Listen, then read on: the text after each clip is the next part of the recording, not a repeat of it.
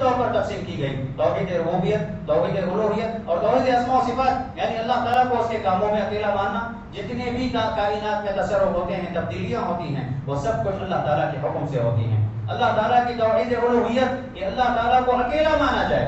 عبادت میں ہر قسم کی عبادت، چھوٹی ہو بڑی ہو، قولی ہو، زبان سے ادا ہونے والی عبادت ہو، یا آپ کے افعال کے ذریعے سے ہونے والی عبادت ہو، یا مالی طور پر ادا کی جانے والی عبادت ہو، یا ہر قسم کی عبادتیں صرف اور صرف ایک اللہ کے لیے انجام دی جائیں. یہ توحید الوہیت کا حق ہے، یہ توحید الوہیت ہے. اور توحید اسماء و صفات یہ ہیں کہ اللہ تعالیٰ نے اپنے لیے کچھ نام مختص کیے ہیں، اپنے لیے کچھ نام اللہ تعالیٰ نے ثابت کیے ہیں، قرآن میں ثابت کیے، احادیث میں اللہ کے نبی صلی اللہ علیہ وسلم کے ذریعے سے اللہ تعالیٰ کے کچھ نام اللہ تعالیٰ نے مذکور ذکر کیے ہیں. ان کے بارے میں ہمیں ایمان رکھنا ہے کہ اللہ تعالیٰ کی یہ نام ہے اور اللہ نے اپنے لیے ثابت کیا ہے. اور اسماء و صفات میں یہ دو پہلو ضروری ہیں کہ آپ جہاں اللہ تعالیٰ کے لیے اللہ کے ثابت شدہ نام اور اللہ کی ثابت شدہ صفات کو مانتے ہیں، ساتھ ہی ساتھ ہر عیب سے اللہ تعالیٰ کو پاک ماننا، ہر عیب سے اللہ تعالیٰ کو پاک ماننا ہے. یہ توحید اسماء و صفات کا بنیادی حق ہے اور سب سے بڑا قاعدہ ہے جس کو سمجھنے کی ضرورت ہے. اس لیے اللہ رب العزت نے فرمایا